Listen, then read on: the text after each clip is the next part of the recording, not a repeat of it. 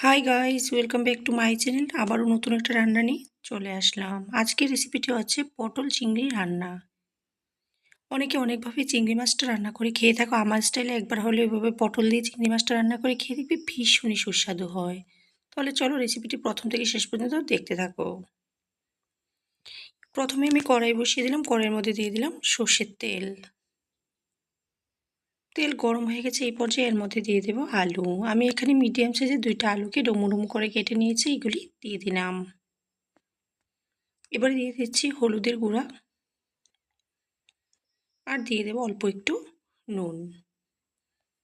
এবার হচ্ছে গিয়ে খুব সুন্দর করে এগুলিকে একটু ভালো মতো মিশিয়ে নিতে হবে। মেশানোটা হয়ে গেলে মিডিয়াম ফ্লেমে ঢেকে রান্না করে নেব কিছুক্ষণ, যাতে আলুগুলি ভালো মতো একটু সিদ্ধ হয়ে যায়।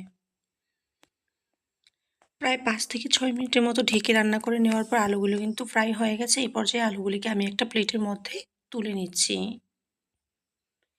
এবার এই তেলের মধ্যে আমি দিয়ে দেব পটল। সবগুলি পটল দেওয়া হয়ে গেলে এবারে এর মধ্যে দিয়ে দিচ্ছি অল্প একটু হলুদের গুঁড়া আর দিয়ে দেব অল্প পরিমাণে একটু নুন। এবারে আবারও ভালো মতো এগুলিকে একটু সুন্দর করে মিশিয়ে নিতে হবে। মেশানোটা হয়ে গেলে এইভাবে অনবরত নেড়েচেড়ে পটলগুলিকে খুব সুন্দর করে একটু সময় নিয়ে ভেজে নিতে হবে। ঠিক এই পর্যায়ে আসলে পটলগুলি মনে হবে হয়ে এসছে। তো এই পর্যায়ে এগুলিকে একটা প্লেটের মধ্যে আবারও আমি তুলে নিচ্ছি। সবগুলি পটল তুলে নেওয়ার পর এবারে আমি এই তেলের মধ্যেই দিয়ে দেব চিংড়ি মাছ। আমি এখানে প্রায় 200 গ্রাম পরিমাণ চিংড়ি মাছ দিয়ে দিয়েছি। তোমরা তোমাদের পছন্দ মতো মাছটা বাড়িয়ে কমিয়ে দিতে পারো। এবার দিয়ে দিলাম অল্প একটু নুন আর দিয়ে দিচ্ছি একটু হলুদের গুঁড়া। দিয়ে আবারও খুব সুন্দর করে ভালো মতো একটু মিশিয়ে মাছগুলিকে একটু হালকা করে ভেজে নিতে হবে। খুব সুন্দর করে মাছগুলিকে ভেজে নিয়েছি। এই পর্যায়ে হচ্ছে মাছগুলিকে আমি একটা প্লেটের মধ্যে তুলে নিচ্ছি। আর মাছগুলিকে কিন্তু বেশি ভাজা যাবে না, তাহলে আবার ভালো লাগবে না। তারপর আবার কড়াইয়ের মধ্যে দিয়ে দিচ্ছি সর্ষের তেল। তেল গরম হয়ে গেলে কিছু গোটা গরম মশলা দিয়ে দিচ্ছি একটা মিডিয়াম সাইজের পেঁয়াজ কাটা। দেওয়ার পর আবারও খুব সুন্দর করে এগুলিকে একটু নেড়ে চেড়ে ব্রাউন কালার করে ভেজে নিতে হবে। খুব সুন্দর করে কিন্তু ব্রাউন কালার করে ভাজা হয়ে গেছে। এই পর্যায়ে আমি এর মধ্যে দিয়ে দেব আদা রসুন বাটা মিলিয়ে 1 চামচ পরিমাণ। এবার হচ্ছে খুব সুন্দর করে পেঁয়াজের সাথে আদা রসুন বাটাটা একটু মিলিয়ে নিচ্ছি। এবারে আমি এর মধ্যে দিয়ে দিচ্ছি 1 চামচ পরিমাণ কাঁচা লঙ্কা বাটা। তোমরা যে যে পরিমাণ ঝালটা পছন্দ করো সেই অনুসারে কিন্তু ঝালটা একটু বাড়িয়ে বা কমিয়ে দিতে পারো। এবারে এগুলি কাঁচা গন্ধ যাওয়া পর্যন্ত মিডিয়াম ফ্লেমে একটু ভেজে নিচ্ছি। ভাজাটা কিন্তু হয়েই এসছে। তো এই পর্যায়ে এর মধ্যে অন্যান্য মশলাগুলি আমি দিয়ে দেব। 1/2 চামচ হলুদের গুঁড়া, 1/2 চামচ লঙ্কা গুঁড়া, 1/2 চামচ জিরে গুঁড়া, 1/2 চামচ ধনে গুঁড়া দিয়ে দিলাম। আর দিয়ে দিচ্ছি অল্প একটু পরিমাণ জল। এবার খুব সুন্দর করে ভালো মতো এগুলিকে মিশিয়ে নিতে হবে। মিশিয়ে আমি মিডিয়াম ফ্লেমে অল্প একটু সময় কষিয়ে নেব।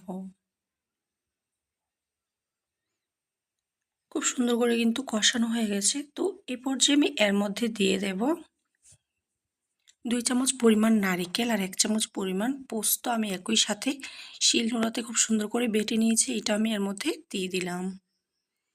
এবার আবারও সুন্দর করে ভালো মতো একটু মিশিয়ে অল্প একটু সময়ের মতো কষিয়ে নেব। প্রায় 30 থেকে 40 সেকেন্ডের মতো কষিয়ে নিয়েছি। বেশি কষালে কিন্তু আবার ভালো লাগবে না। এবারে এর মধ্যে আমি দিয়ে দিচ্ছি ভেজে রাখা আলু আর পটল। এবারে আবারও ভালো মতো এগুলিকে একটু কষিয়ে নিতে হবে। আবারও 30 থেকে 40 সেকেন্ডের মতো এগুলিকে একটু কষিয়ে নেব। এবার কিন্তু সম্পূর্ণ কষানো হয়ে গেছে। এই পর্যায়ে আমি এর মধ্যে দিয়ে দেব জল। জলটা দিয়ে আবারও ভালো মতো একটু মিশিয়ে নিতে হবে। মিশিয়ে আমি ঢাকা দিয়ে রান্না করব। তার আগে এর মধ্যে আমি দিয়ে দেব ভেজে রাখা চিংড়ি মাছ। চিংড়ি মাছগুলি দেওয়ার পর আবারও ভালো মতো একটু মিশিয়ে নিচ্ছি। এবারে হচ্ছে ঢাকা দিয়ে মিডিয়াম টু লো ফ্লেমে রান্না করব প্রায় 7 থেকে 8 মিনিটের মতো। এবারে হচ্ছে ঢেকে দিলাম।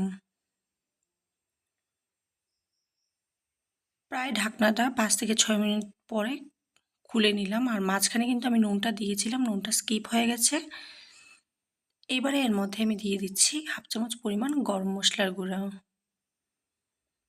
আর দিয়ে দেব অল্প একটু পরিমাণ ঘি, প্রায় হাফ চামচ থেকে একটু বেশি পরিমাণ দিয়ে দিলাম দেশি ঘি। ঘিটা দেওয়ার পরে এবার কিন্তু আমার রেসিপিটা সম্পূর্ণ রেডি।